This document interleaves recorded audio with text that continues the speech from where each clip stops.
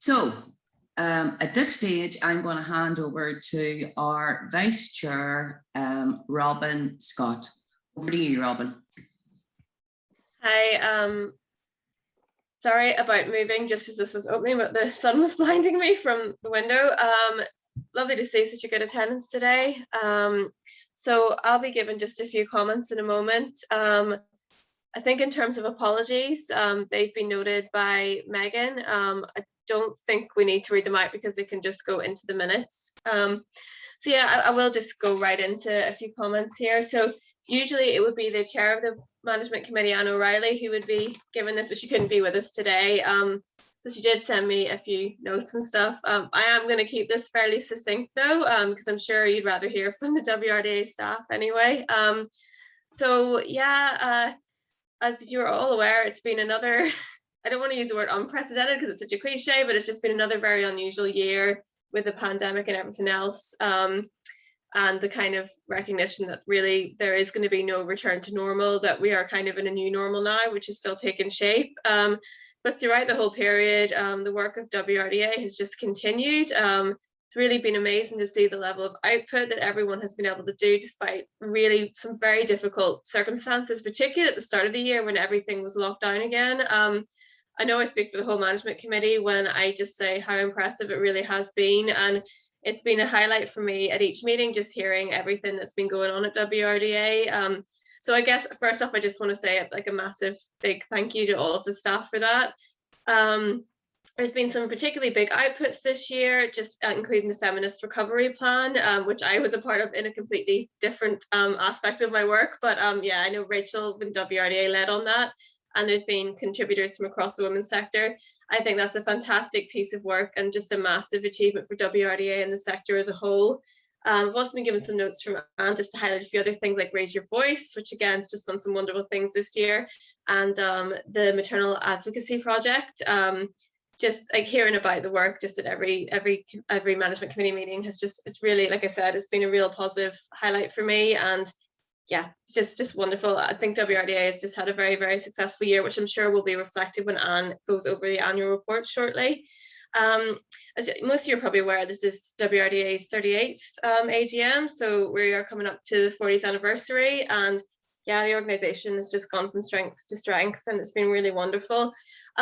In terms of the management committee, a few of our members are actually leaving this year, which is obviously quite sad for us, but most of them have given like years of work to the management committee, and they've just decided it's time to move on. So just before I start closing my comments, I want to pay tribute to all three of them. So firstly, we have I just want to make sure I don't get anybody's surname wrong here. We have Patricia Donald, who has actually got a legacy of 25 years, both as a staff member and then subsequently as a committee member for WRDA. She has just put so much of her time into the organisation, and I know myself just from being on the committee, she's always available if you want to ask a question or need her help with something. So she's just made a fantastic contribution, and she will be very, very missed. We also have Carolyn Mccord leaving. She has worked within the women's sector for many, many years and has been a part of the management committee for over 5 years now. Caroline, again, just like always a huge part of the meetings and has had a massive contribution as well, but has just decided to cut down a bit on her priorities. So we'll be stepping down also. And again, she'll be very much missed. And finally, we have Shannon Green. Shannon was on the board as an individual member, and she was only with us for a year.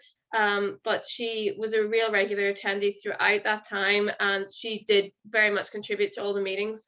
So yeah, again, it's a shame to lose her as well, although in this case she's got other work priorities and stuff, which is totally understandable. So yeah, all three of them will be very much missed, including by myself. I enjoyed working with all of them, and yeah, there's some like big shoes to fill there, but hopefully we will be able to get some new members on board this year, which I will talk a bit more about later on. So yeah, just want to say another congratulations to WRDA on such an excellent year. And I think I won't witter on anymore, so I am just going to pass now to oh, actually, sorry, no, I'm not. I have to do the minutes. Apologies. So yes, you should all have been sent out a copy of the minutes from last year's AGM. I just need somebody to propose them and also second. So I've got a proposer, so Eleanor Jordan there. And is there anybody who would be, yep, Helen Crickard there has seconded. That's fantastic. Thank you guys. That went really smoothly. So yes, now I am passing on to Geraldine, who will give a presentation of the audited accounts. Thank you, Geraldine. Alrighty, Robin, thank you so much. Okay, so this is just having to go through the business part of the meeting. It's a bit boring, but sorry, I'm going to have to do it with you anyway. So it's nothing exciting in this, so there isn't.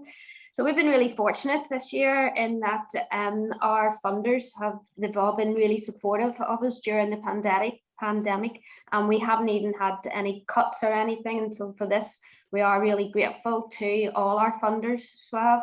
So our income this year was £678,000, £730, which is an increase of like £94,000 on the previous year. And if you look at the, well, I don't expect you to do it now, but if you see on page 21 of the accounts, it shows the complete breakdown of the grants that we received throughout the year, which was £671,000. And it also shows the diversity of the funding that WRDA receives.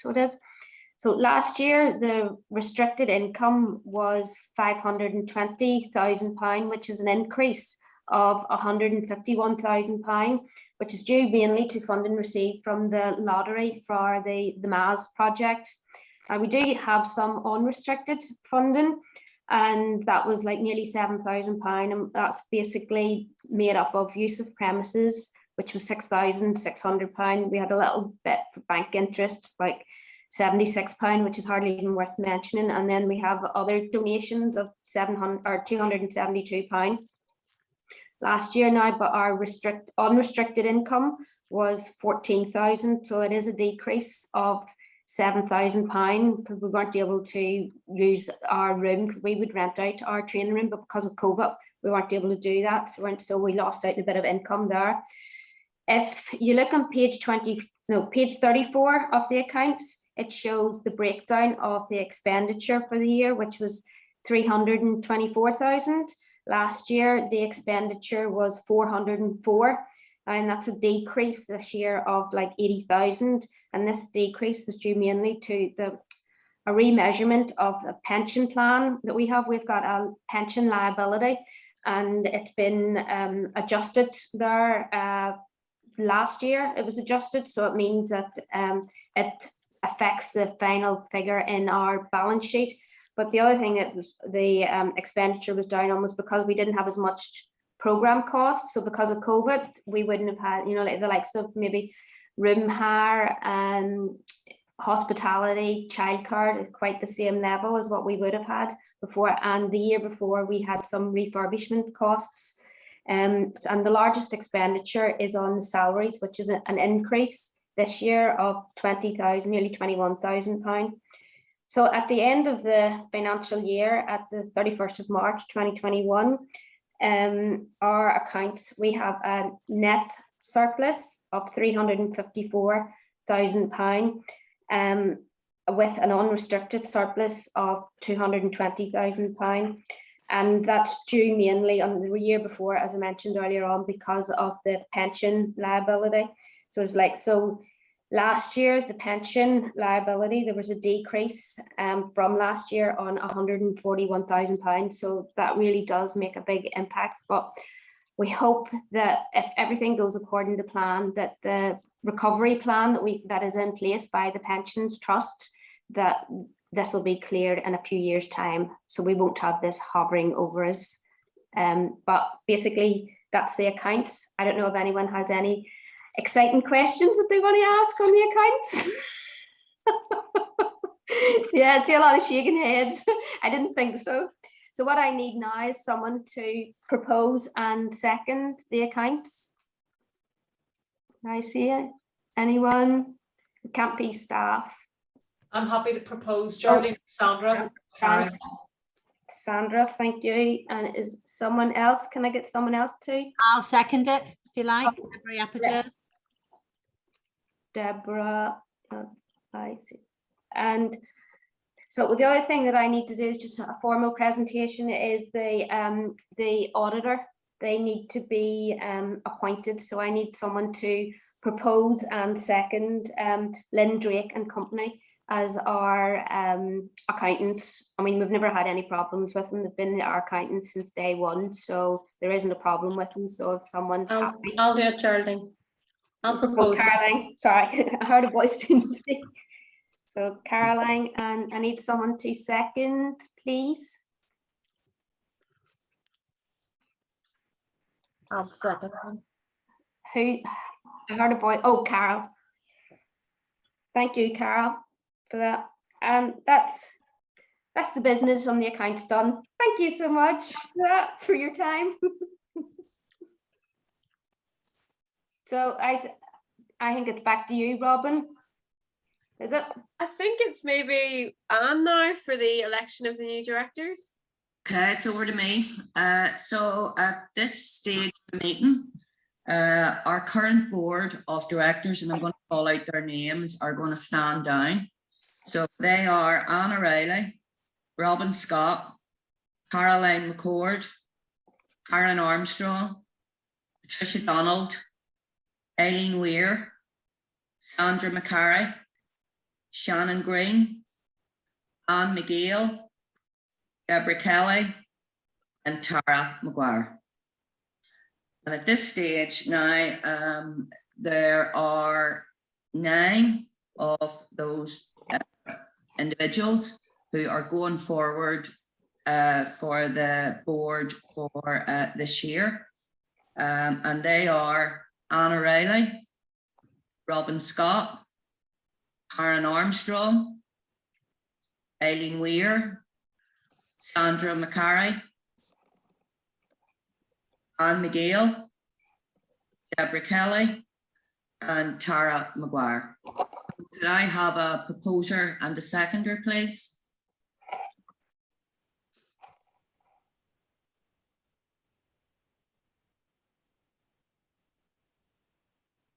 I'll propose it. Deborah and Caroline? Yeah, Proposer I'm and happy. seconder? Yeah, Okay. Thank you very much.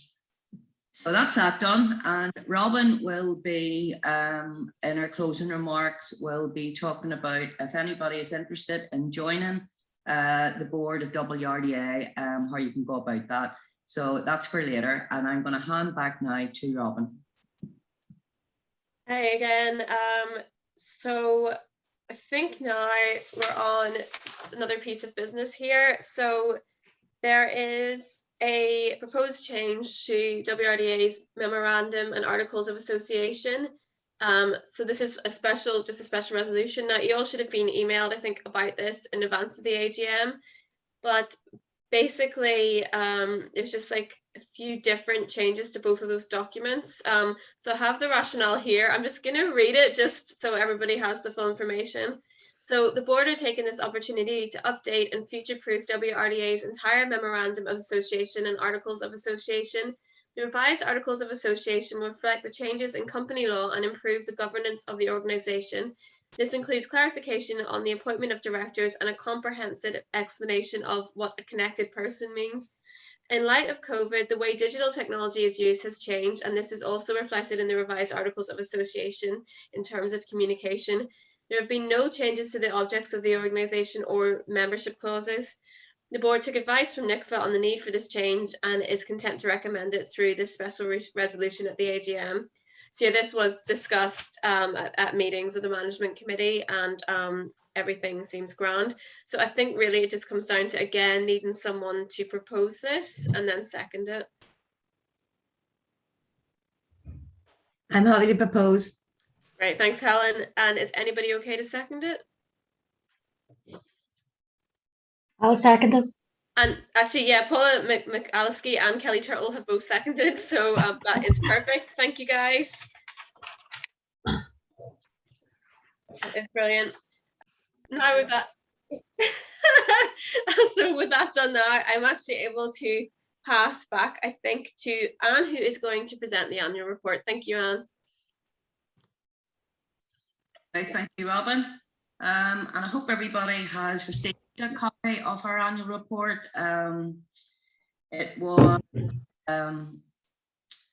one of those things. It was, you plan to have it all completed, like weeks before your AGM, but it never happens that way, and it's always sort of taken to the wire. So I know that it is available for downloading on the website from yesterday.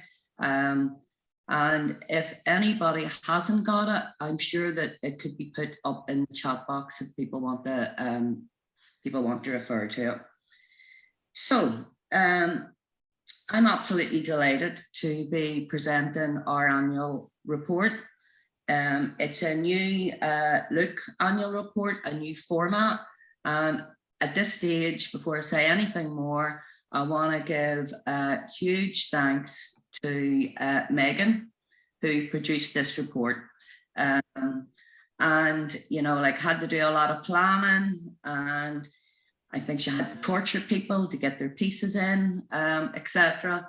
And then obviously the layout of it. And it's actually, it's the first time we're actually going to enter a competition for the production of our annual report this year. So we will let you know how we get on.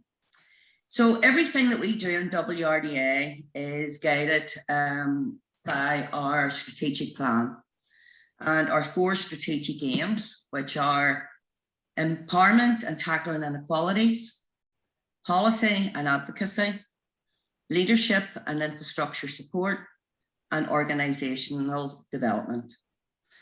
And with a 9-member staff team and a bank of at least 20 active community facilitators, and guided by our strong board, management board, there has been a phenomenal volume of work has been produced in the last year. And it's all detailed in the report. And I'm going to maybe just draw your attention to particular pages, etc. So the theme for this year's AGM is Rising to the Challenge.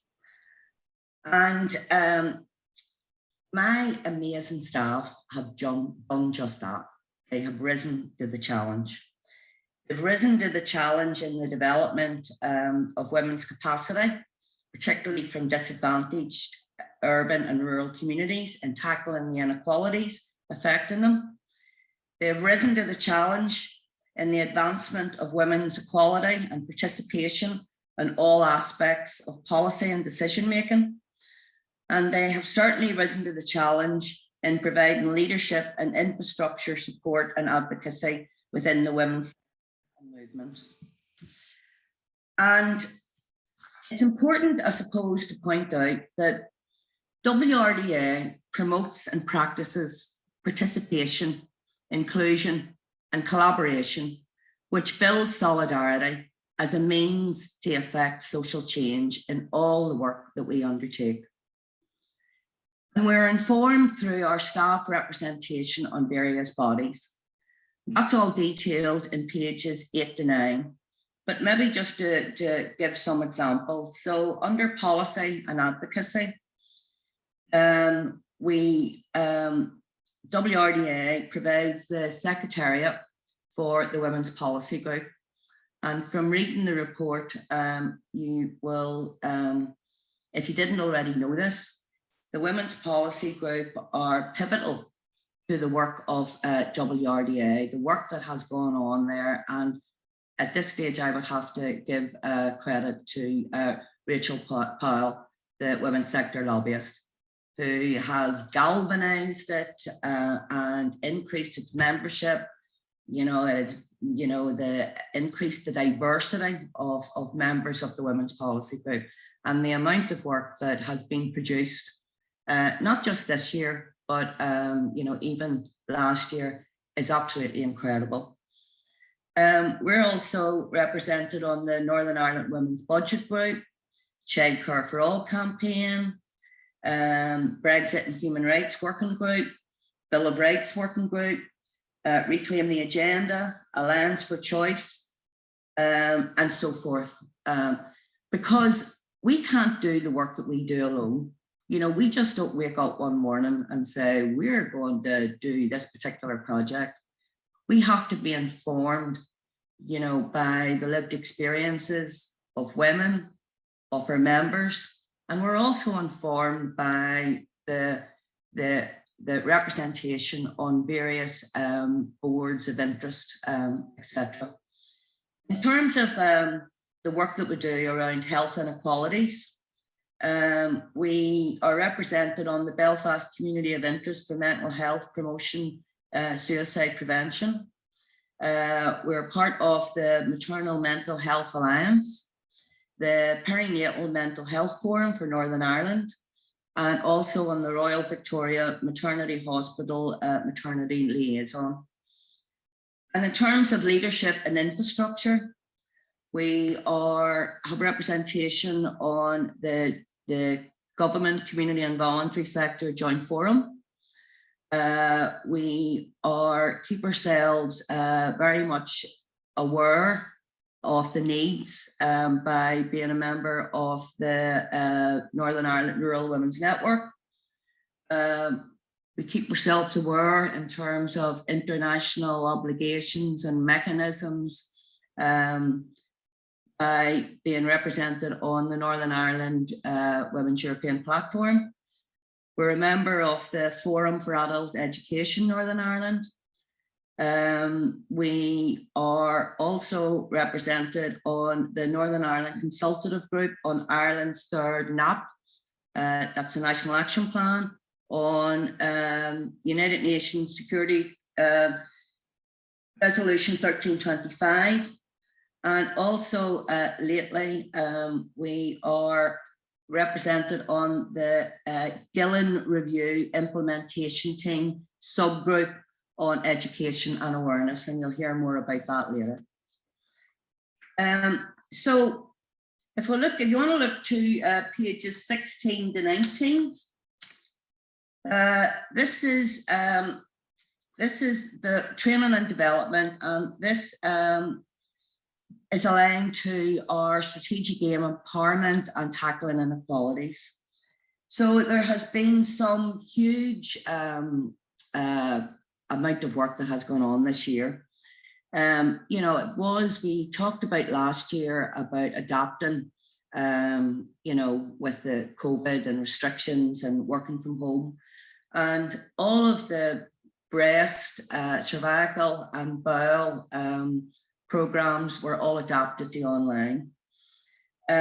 Since last year, there have been another 2 animated storyboards that have been produced, in addition then to the breast one. So we have then 3 storyboards on breast awareness, cervical and bowel cancer screening. And they are really a clever tool because they stand alone as guidance and also link with the online services and provide contact details for anybody wishing to book an online session or to watch the webinar. And since last year's AGM, In the Zone, which is the breast one, has been viewed 4,438 times. The number of sessions that have taken place this year, and remember they were all online, there were 154 sessions delivered to 1,309 participants.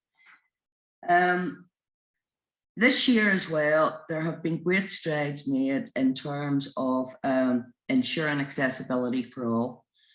There has been some great work that has been happening with the British Deaf Association, and there have now been PowerPoints that have been completed, and they are both signed then by British Sign Language signers and the Irish Sign Language signers. I know it could only happen in Northern Ireland, couldn't it? That you have to have both signers there.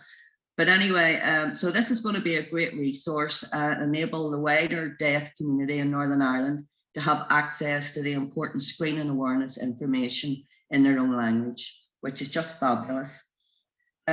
We're also have been developed a very good working relationship with the Deaf Blind UK to ensure that we can deliver cancer awareness sessions to deaf blind users. And I think at this stage, I would have to commend the work that Paula Murray has done in relation to this work. And also, there has been great progress made with Arabic translations for all our sessions. And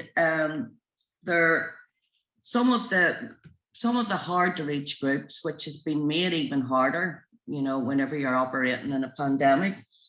One of the recent successes has been the Sawa Women's Group, and that is a group made up of 10 nationalities: Sudanese, Iranian, Syrian, Indian, Kurdish, Indonesian.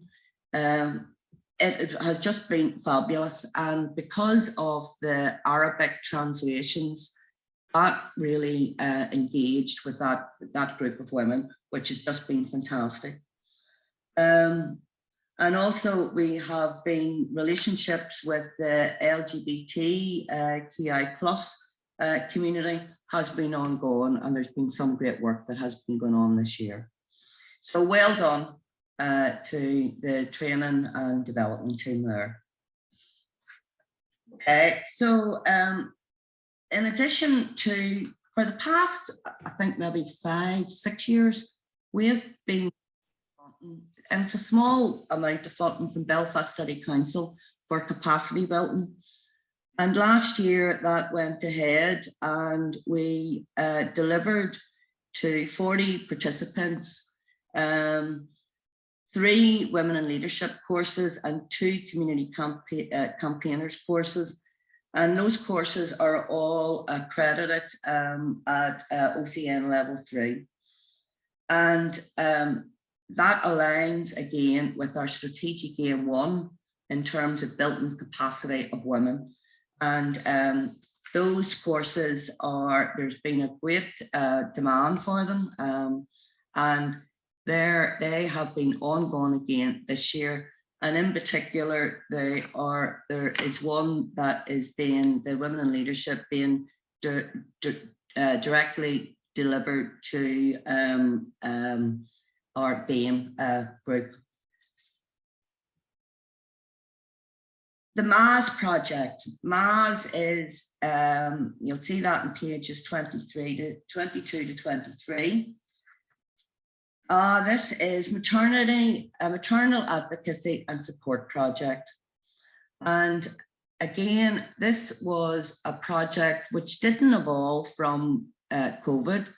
It had been piloted in 2018, and it was such a success that that with the permission of the women's centres who were involved, WRDA was the lead partner in a successful application to the big lottery. And we got word about that. It would have been last, and you know, this is isn't this COVID fog brain? I can't even remember now. I think it might have been 2019, but then you know, everything went skew in March 2020. We did then recruit, and I'm really happy to say our project coordinator is Claire Anderson, who has done an absolute tremendous job, you know, getting the MAS project up and running with 8 women's centres who are based in Belfast, Greater Belfast, Lisburn and Derry. And MAS has just successfully completed its first year. It has been very, very challenging. We did appoint, one of the first things we did was to appoint an evaluator, and year 1 evaluation has just been produced. And there have been just some huge sort of like successes that have been all, you know, sort of like detailed. And also it's highlighted some things maybe that aren't working, and things that we can change and tweak in terms of sort of like moving forward. So, and in this first year, 97 mothers have been supported. And also, and this wasn't part of the plan, but we have also developed our very own maternal advocacy and support accredited program, and that's accredited at OCN level 3. And that has been already delivered to the workers within the 8 women's centres, and it'll be delivered then as the MAS groups develop and start to evolve more within the centres. It'll be delivered to some of those mothers who maybe, you know, want to move on from being supported to advocating for better services for, you know, perinatal mental health. In terms of lobbying, policy and advocacy, you'll find that at pages 24 to 27. And what can I say about that? I mean, there's just been so much that has happened. Please read the report, but I am going to maybe try and sort of like highlight some of the highlights from this year. As you know, the Feminist Recovery Plan was launched in July 2020. It was 127 pages, and it was, you know, the media engagement was just was incredible. Unfortunately, it kind of fell on deaf ears, and that has got nothing to do with the Feminist Recovery Plan, the content of it, or the writers of it. And I sometimes actually think that it's maybe just to do that we are so, I mean, it's been said before in relation to a number of issues, that civic society in Northern Ireland is just miles ahead of our politicians. However, it wasn't enough to put Rachel and the Women's Policy Group off. They just decided to go back to it, to add to it, went out and got you know, engaged with women and got their lived experience in relation to this as to how the pandemic had impacted on them, and how any recovery plan, you know, has to have a gender aspect to it. And that was the Feminist Recovery Plan then was relaunched just in July this year. And it was, you know, it reached approximately, because we engaged with a PR company, we have all this evidence. So it reached approximately 420,000 people across Northern Ireland. It also featured on UTV Live, BBC News, BBC Radio Ulster, Talkback, Sunday Sequence, Radio Foil, Radio Extra, etc., etc. It just, it's just the, you know, the plan that just keeps giving. And the amount of, even if we just put the Feminist Recovery Plan to one side, the amount of, you know, responding to consultations, you know, giving evidence, submissions, I think that there was 30 alone this year, and I'm sure that's maybe underestimated. But there is so much work that goes on. Because again, it's not about, you know, what's the point in writing a report if it's just going to sit on the shelf? You then have to lobby on it. You have to, you know, present, you know, to politicians, to all party groups, you know, to councils, you know, otherwise nothing will come off it. And I think that credit has to be paid here to the all-party group on women, peace and security, and the the efforts of Paula Bradley and also Mike Nesbitt in not allowing the feminist recovery plan to fall off the agenda. Any opportunity that those two people have to highlight it and to promote it, that they do it. So big thanks, I think, to Mike Nesbitt and to Paula Bradley. Looking then to our membership, well, what we know is that our membership, we've got strong links with grassroots women's groups and individual women, and our membership helps keep WRDA relevant and ensures that we're working on the issues that really matter to the women's movement. We also, the membership, how do we know that we're doing what our members want us to do? Well, every year we survey our membership. And we set ourselves targets as well. We'll look at sort of like what are, the diversity of our membership.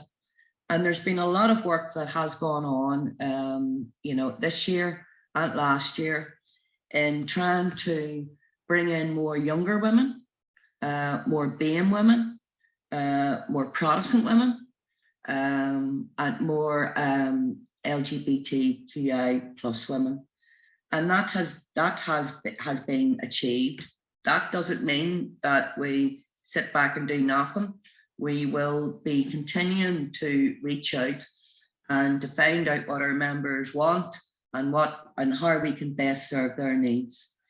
What we do know from our recent membership survey is that a third of our membership are young women, and 28.6% of our membership are BAME women. And that's quite incredible because it shows that let me get this right. Yeah, so it shows that 28.6 WRDA members from minority ethnic communities compared to 1.8 of the general population. So, and this has been quite a dramatic increase from last year of when it was 6%. So I think it says that we're doing something right. We also know as well that WRDA has members in every council area in Northern Ireland, and with the majority of members are now based outside Belfast. So, we're often accused of being Belfast centric. So there's something that turns that myth, upside down. And also during this year, there have also been 6 membership events that have been held, and they have been received really well. And again, from our membership survey, we know that there is a demand for that to continue. Our comms, we always knew that comms was important. But again, whenever you're living, through a pandemic, it becomes even more important. And our comms, we've got a monthly easing. We've got a more detailed bi-monthly newsletters covering WRDA news and events, as well as what's happening in the wider sector. The newsletter and easings are distributed to over 1,500 people. And if you're interested in receiving those, if you want to contact Megan, and the details are in the report. WRDA social media accounts continue to be valuable engagement tools of all WRDA channels, and they have all increased in 2021, Over the past 12 months, Twitter following increased by 17%, and over 500 tweets were published. Over 300 Facebook posts were published, and WRDA's page is liked by 2,685 people.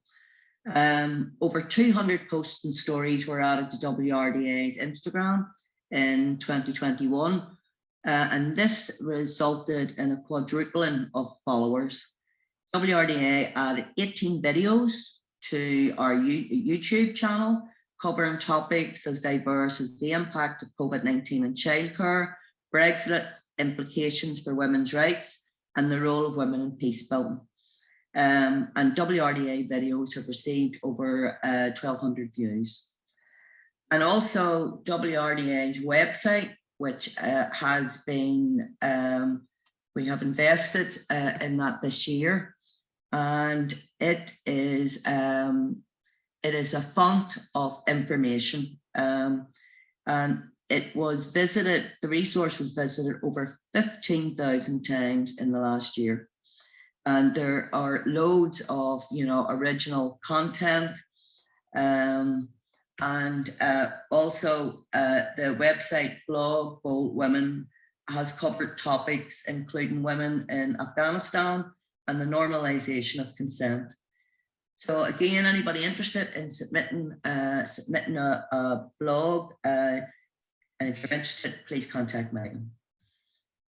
So I think I've kind of, I'm not going to cover everything because you've got this fantastic report in front of you, so please read it.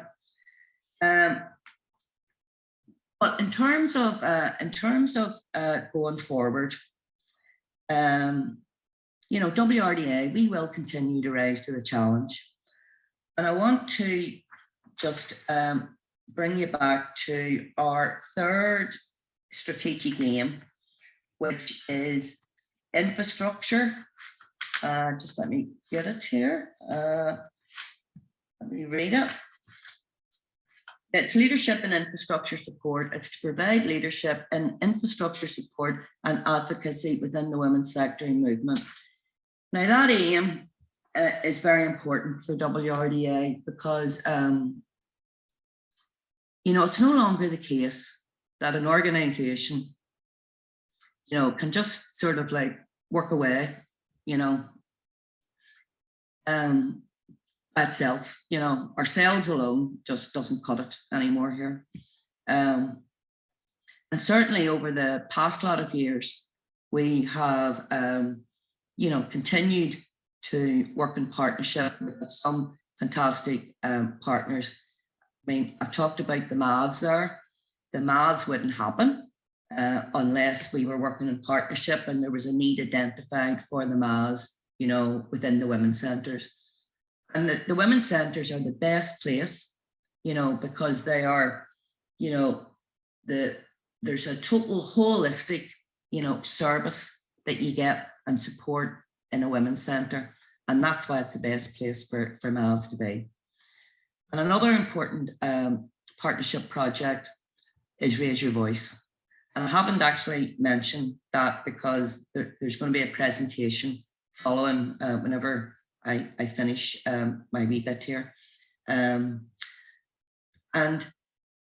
Raise Your Voice has just been, it has just happened at the right time, I think, in the right place.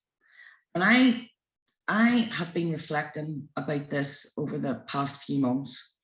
And I don't think that sexual harassment and violence against women and girls has ever been at a most visible point in, in my history.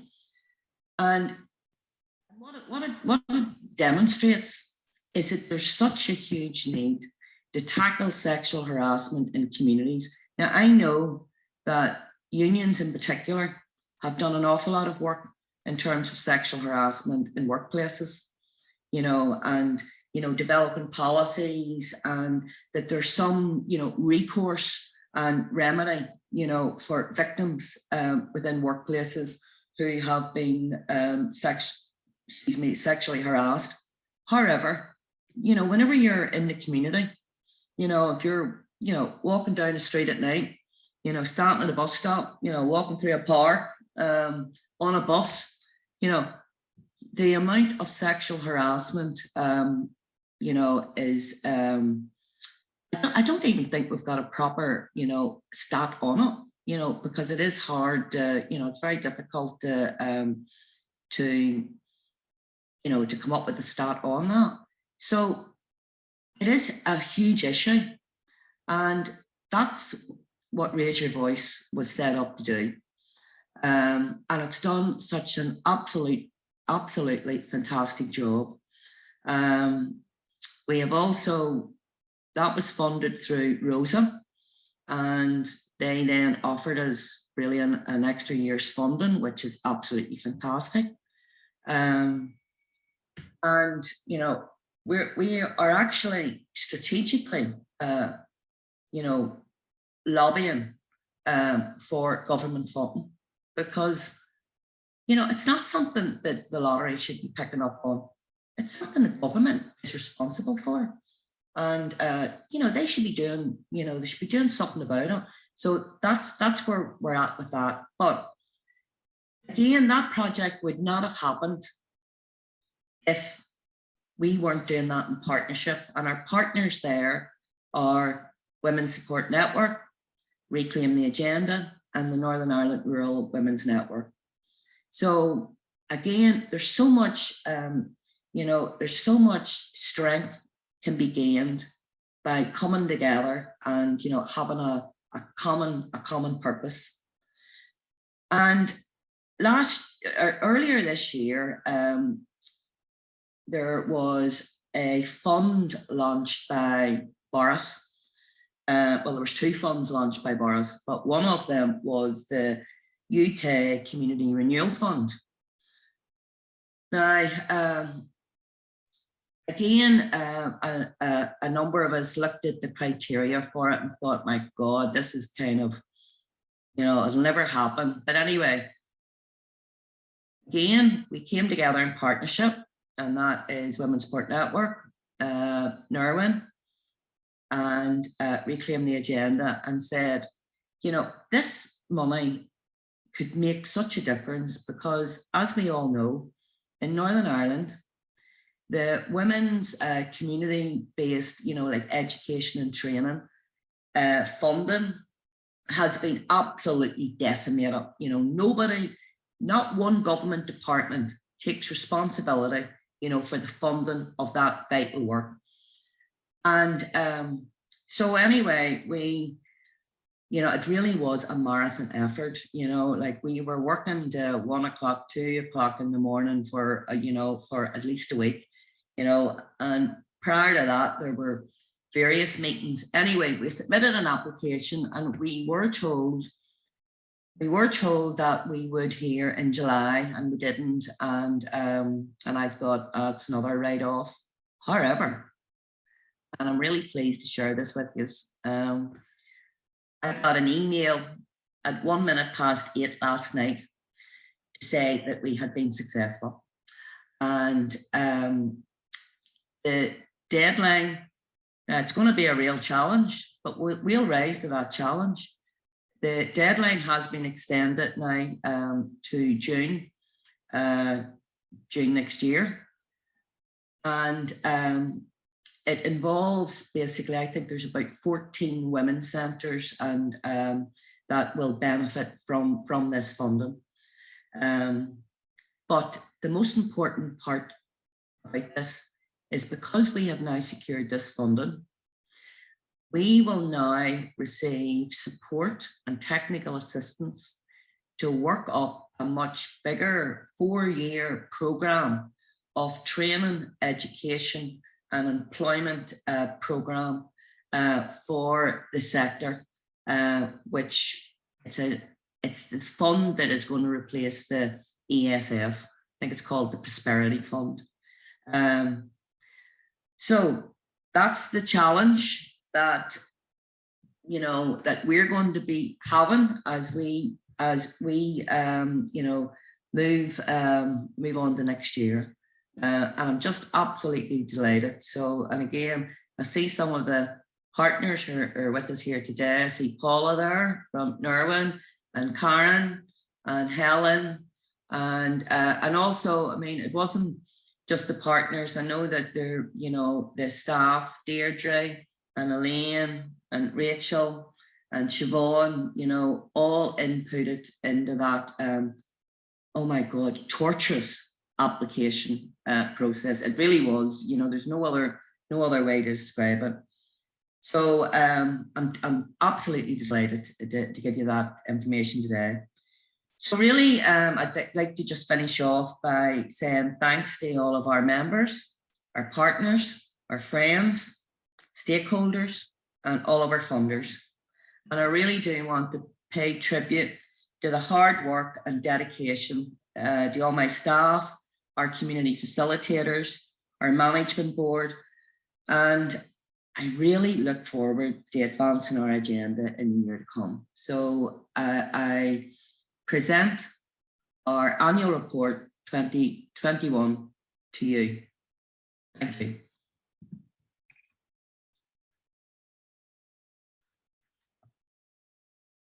Okay, so without much further ado, I'm absolutely delighted to introduce Elaine Crory, who is our Good Relations Coordinator, and who has been really working, you know, over the past 2 years, 2.5 years, on the Raise Your Voice project. And I'm not going to say anything more because I think that Elaine is going to say it all. So over to you, Elaine. Thank you, Anne. I'm going to begin sharing a screen so that I can show a PowerPoint presentation and you don't just have to look at my face for the next 15 minutes. So this PowerPoint presentation that you can see is just really some images. I'll just start playing it. It's just some images that'll really give you a flavour of what Raise Your Voice is and is all about.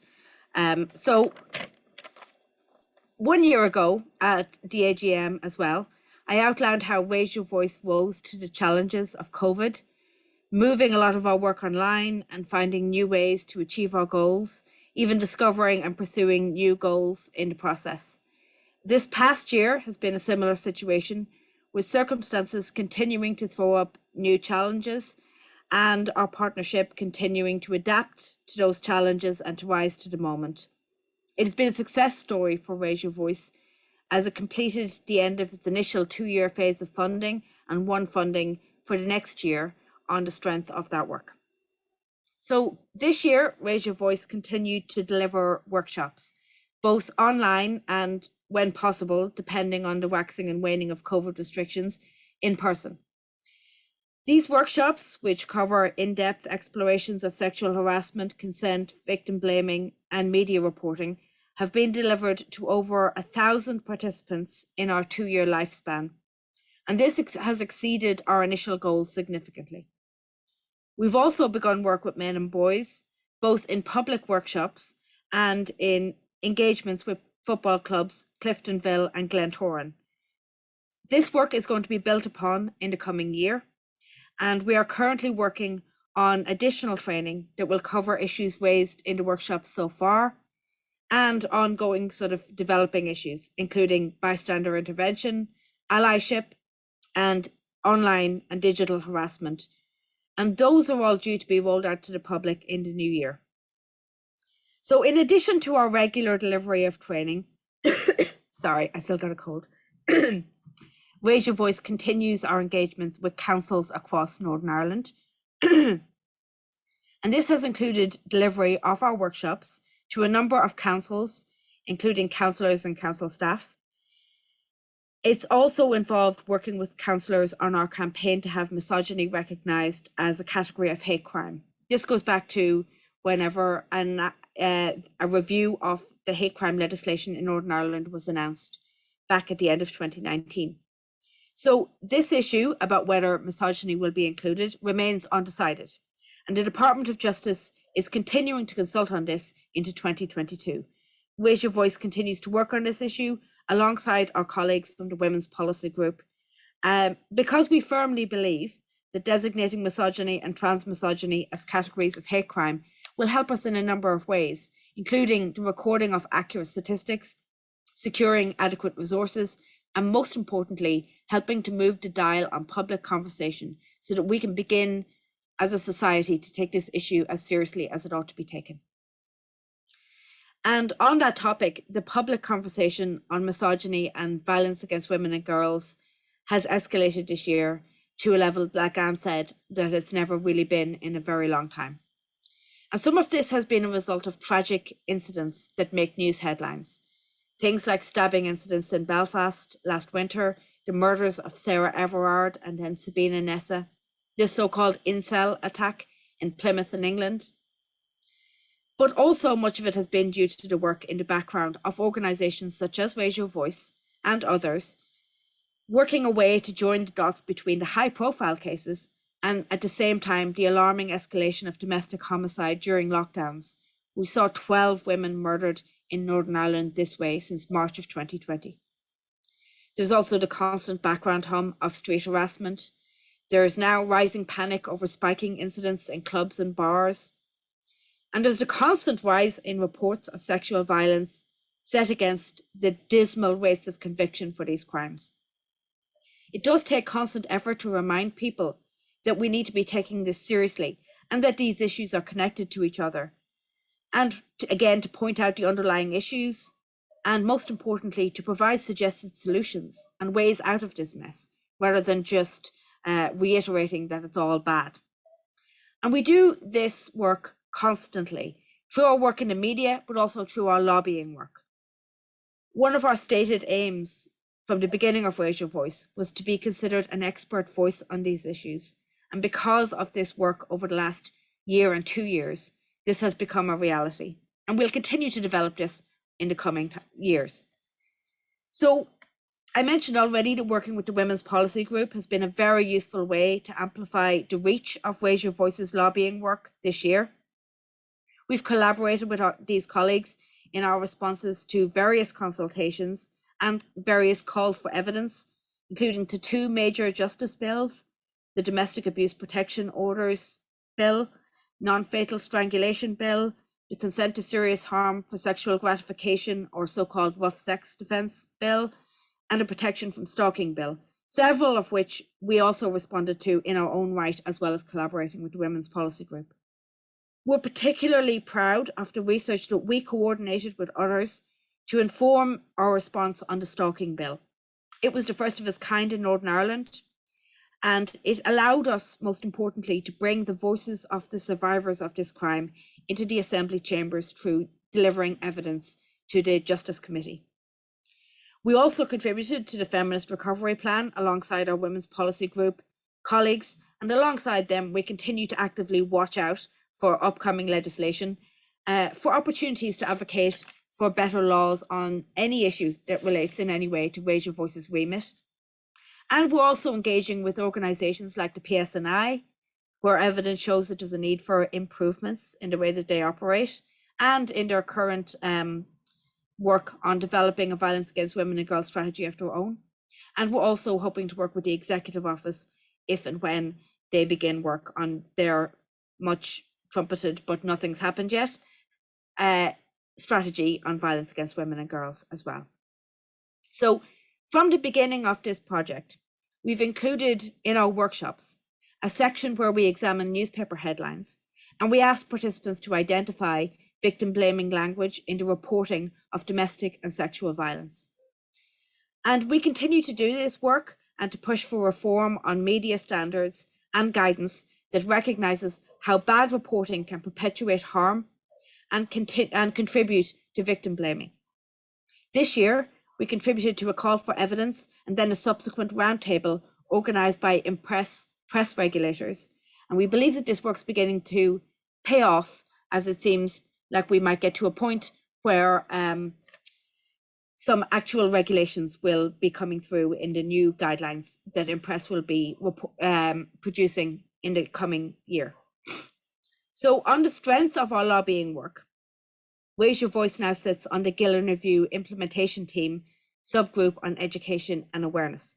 That's a mouthful, but as many of you will know, it relates to the recommendations of the Gillen Review that followed after the very famous rugby rape trial, and an examination into the ways in which the court system treats sexual offences. So a significant part of our work in the recent months has been on the design and then rollout of a survey that is there to ask the public for input on common rape myths that are believed by the public here and that people here feel that we need to be challenging. That survey stays open until the 15th of November, so there is still time to respond, and we'd encourage you to do that. Once that's done, an awareness raising campaign by the Department of Justice is going to be rolled out early in 2022 based on the findings of that survey. Raise Your Voice is part of shaping that campaign, and we'll continue to engage with the Gillen Review implementation team in the coming months and finding as many ways as we can, especially to influence training, education and awareness around these issues, because that's where we feel that our strength and our knowledge lies. At the core of Raise Your Voice is our belief that education is the best hope for changing the way that we as a society think and talk about sexual harassment and sexual violence. This is why education and awareness raising has formed the backbone of our work through our workshops and everything else. Again and again, workshop participants in their feedback encouraged us to pursue the issue of relationships and sexuality education in schools. They share our view that we need to reach as many people as possible, as early as possible. So this spring, we wrote to the Education Minister, and we opened that letter out for public signatures, and it gathered 250 signatures very quickly. We did receive a response to that, and our response after that went to a new Education Minister who'd been appointed in the meantime. We're still going to pursue this and still going to push for really good standards in the education that our young people and children are getting, because again and again, we're being told it's not good enough as it is. And this campaign was accompanied by an event where we had invited speakers from a wide range of organisations outlining why they and their organisation supported our call for mandatory standardised RSD in schools. And this included speakers from Rape Crisis NI, the Unison Education Branch, Relate NI, Transgender NI, Alliance for Choice, the Northern Ireland Women's European Platform, and the Homeless Period Belfast, all of which had their own perspective on why it's so important. Other events that were public facing this year have centred on festivals and occasions like the International Women's Day, the 16 Days of Activism Against Gender-Based Violence, and the Northern Ireland Human Rights Festival, where our event called From Doris Day to Normal People had a speaker from Common Youth and was really well attended and recorded and available on our website as well. These have been popular, and a part of this success has been as a result of the distinctive sort of Raise Your Voice graphics, Raise Your Voice branding. You can see it in the posters that are being held in the image you can see on the screen right now. Our careful use of social media and our website have all been vital to our awareness building mission. And it's worth mentioning we have 2 volunteers who work on that. Emma Campbell does all of the graphics that you can see. Emma Wallace operated our social media until she's just on a break at the moment, but that's been so important. Communications have been really important in reaching our intended audience. Finally, this autumn, we launched a project that we worked on with Freeze Theatre Company, and it brought to life the stories that were shared with us through the Share Your Story function on our website. This project, from the beginning, was shaped around the revelations that came pouring out from so many women during the Me Too movement. And it was always important to us that those stories and those testimonies formed a central part of our work. The videos that were recorded were spoken by actors, but they remained the same words and the same feelings of the women who bravely shared their stories with us. They're a testament to the lasting impact of sexual harassment and violence on those who experience it. And that is the very reason this project exists and will continue. So I'm going to finish today by showing you a short video that just introduces the project. All of the videos are available in full on our website, which is raiseyourvoice.community. They're too long and perhaps a little bit too triggering or upsetting to show you them all right now. But this is an introductory video that will give you a taster of what to expect. So just a gentle trigger warning, as some of it might be a little upsetting, but I'm going to stop sharing the screen now so that Deirdre can share, and also to thank our partners, our volunteers, and literally everyone involved in Raise Your Voice in any way. It's been the absolute joy of my career to be involved in it. So I'll stop now and let Deirdre share the video. Thank you. Raise your voice. Is that okay? Your voice.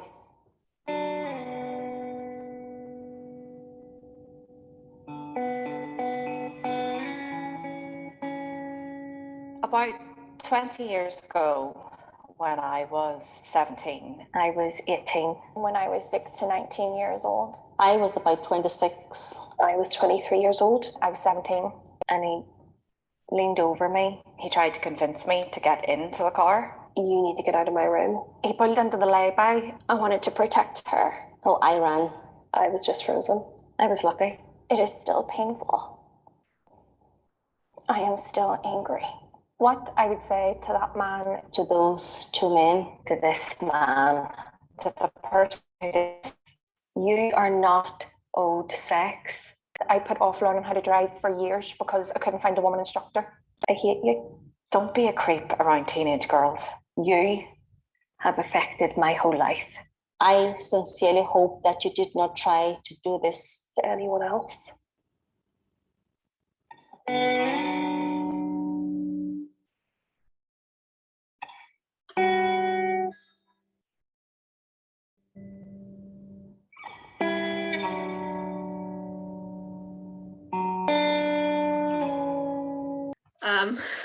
That was quite a sobering video. I actually appreciate that you gave a bit of a warning there. Yeah, why? Although it does illustrate why the work of organizations like WRDA is so important, but it was quite hard for me to watch that. Anyway, sorry. So I think really we're kind of heading towards the end. Thank you, Anne and Elaine, both for those really great presentations. Like I've said already, I always really love hearing about the work WRDA is doing. Yeah, just some really fantastic stuff happening at the minute. So really, in terms of closing remarks, I think most of the stuff's already been covered, but it is just to say that we are going to be looking for new members for the management committee this coming year. But it's early enough if you are interested to just get in touch with us and let us know. In terms of skill set, I came onto the management committee and had actually only ever been involved in one subgroup years before. So it's actually not something where you necessarily need to have loads of management committee experience at all. You will be supported and given training. It's more about just having enthusiasm about WRDA and its work. The experience for me has been extremely positive. In terms of professional development, but also just in terms of, I used to work for WRDA, so it's been brilliant to come back to the organisation, and it has honestly just been brilliant getting to know the staff and the rest of the committee. Always enjoy the meetings, even when there's difficult stuff to discuss. So yeah, no, it's been a wonderful experience. So I think at this point, and Anne McVicker can correct me if I'm wrong, I think it's just a matter of getting in touch with her if you're potentially interested. Is that right, Anne? That's grand. So maybe, Anne, if you could just pop your email address into the chat box there. But yeah, just get in touch with Anne. That's exactly what I did. I think I joined 3 years ago now, maybe slightly longer. And yeah, I just got in touch with Anne and we went from there. But as I said, it's a process where you'd be supported the whole way, really. And yeah, we'd be delighted to have a few new members. In particular, I think one area that we could use maybe some additional people on is HR, but don't let that limit you. If you work in a different area and you're interested in joining, like I said, the main thing we want is enthusiasm and a willingness to learn. So yeah, I think that is all for me, except really to ask if anybody has any questions or comments or any other business they want to raise. Don't see anybody indicating. So I think that is everything, unless Anne wants to say any final words, or are we? Okay, no, nothing more, just to say Thank you very much, Robin, for stepping in and chairing at last minute. And I think that you did a great job. So,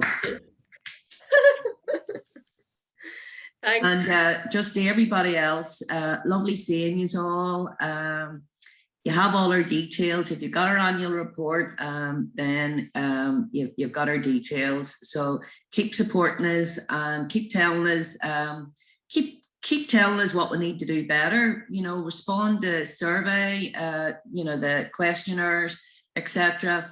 You know, give us feedback on the annual report, what you think, if there's anything missing. So you know, we can take all that. But just thanks everybody for tuning in today. Yes, are absolutely brilliant, and thanks very much. And see you all next year. Thanks, everyone. See you next year.